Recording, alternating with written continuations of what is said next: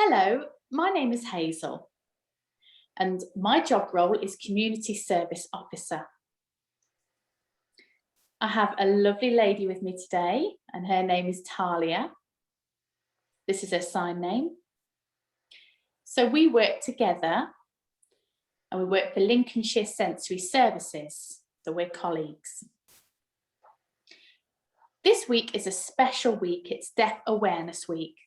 So I've taken the opportunity to ask Talia about her experience and what it was like growing up, but also being involved with Lincolnshire Sensory Services and what that is like for her, what her experience of that is like. So welcome, Talia.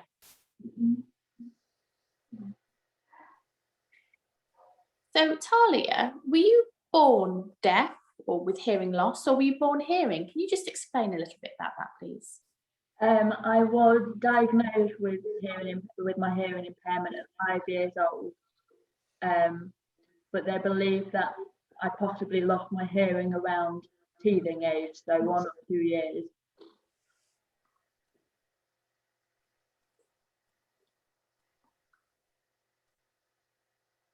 Ah, okay, that's interesting. So growing up, did you struggle with communication? So you obviously wearing hearing aids. Did you rely on lip reading? Yeah, so I wear 2 hearing aids. I rely mainly on lip reading to get through conversation. I do use verbal cues as well, but I have to sort of piece together what's being said in the context of the situation that's happening. In primary school, in younger school, I did have some specialist equipment that was supposed to help me hear the teachers and things like that. Unfortunately, I didn't get on with it very well. So I did struggle with communication throughout primary school and secondary school.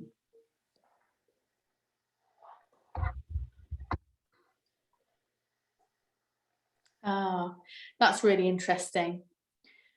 When you left school and you sort of went out into the real world, so to say, and you were looking for work and all those sorts of things, I mean, you're still young. Did you still experience barriers and problems?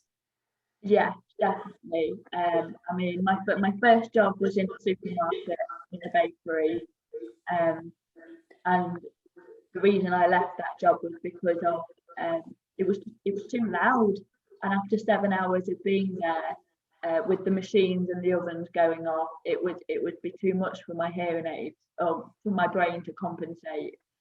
So luckily, then I went into university. I got a lot more confidence in communicating with people because I had to during uni. And during that time, I worked as a carer. So I wouldn't say that my hearing was a big barrier during that because, it was a house full of people with different disabilities and different, even the staff, some staff had different disabilities. So it was quite easy to get on then. But then I came to LSF once I graduated, and it has been the most incredible job that I have could even imagine. It's the support and the information that I've been given about my hearing impairment from the staff members at LSF. For example, access to work. I never knew that existed until last year. It's also been absolutely fantastic that I'm gaining my own deaf identity now, and I'm a part of the deaf community, something that I wasn't before. And that is a credit to the staff team that I'm working with, giving me information, supporting me, raising my confidence.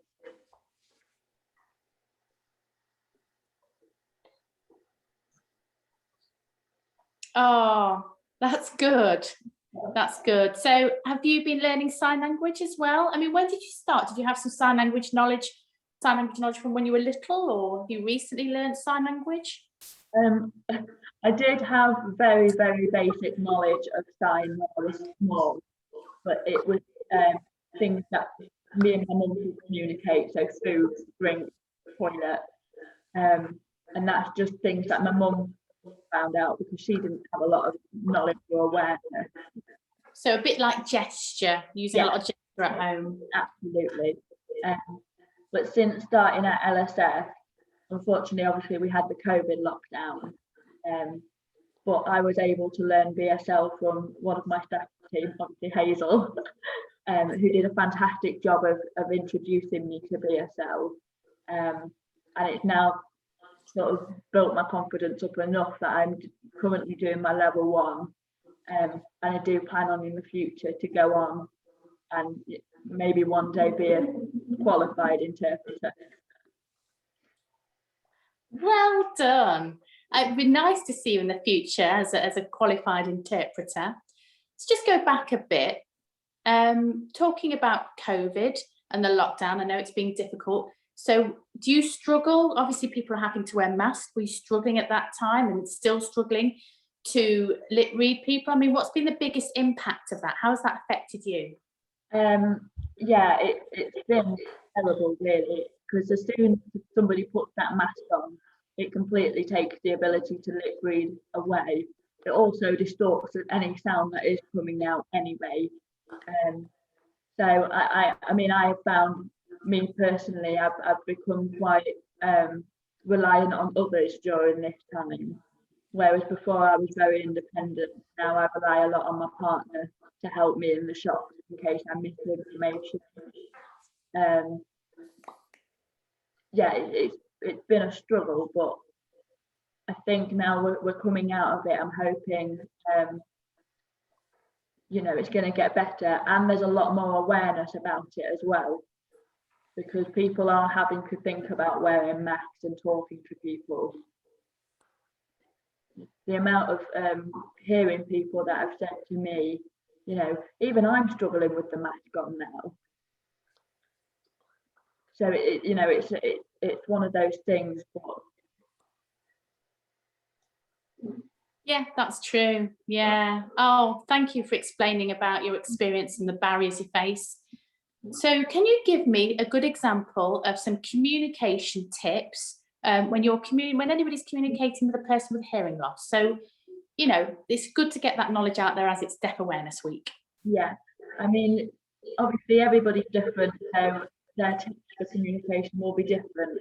But I think the 3 main ones that I would say: 1, face the person you're speaking to, make sure they can see your lips and you're not moving around, you're not turning your head.